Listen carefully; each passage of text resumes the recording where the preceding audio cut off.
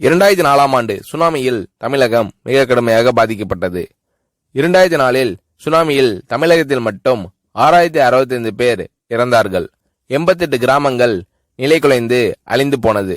இந்த சூழ்நிலையில் அம்மா அவர்கள் எடுத்த நடவடிக்கையால் 10 கிராமங்களுக்கு ஒரு அமைச்சர், ஒரு IAS அதிகாரி, ஒரு PRO என்ற ஒரு குழுவை அமைத்து உலக வரலாற்றிலேயே இது போன்ற மீட்பு நடவடிக்கை இருந்திருக்காது என்ற அளவில் 3 நாளில் பாதிக்கப்பட்ட கிராமங்களுக்கு மின்சாரம் வழங்கப்பட்டது. குடிநீர் வசதி செய்து தரப்பட்டது.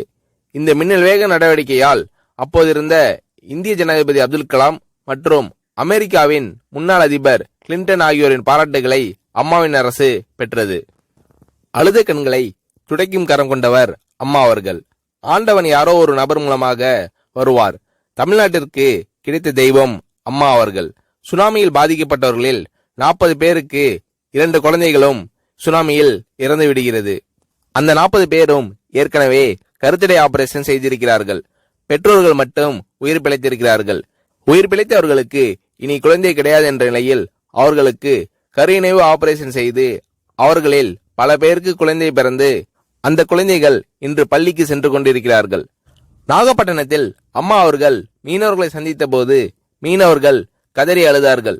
அவர்களிடம் அம்மா அவர்கள், நான் இருக்கிறேன், நீங்கள் கவலைப்படாதீர்கள், இழந்து போன உயிரை தவிர மீதி அனைத்தையும் நான் உங்களுக்கு தருவேன் என்று அவர்களுக்கு தேவையான அனைத்து உதவிகளையும் செய்து தந்தார் அம்மா அவர்கள்.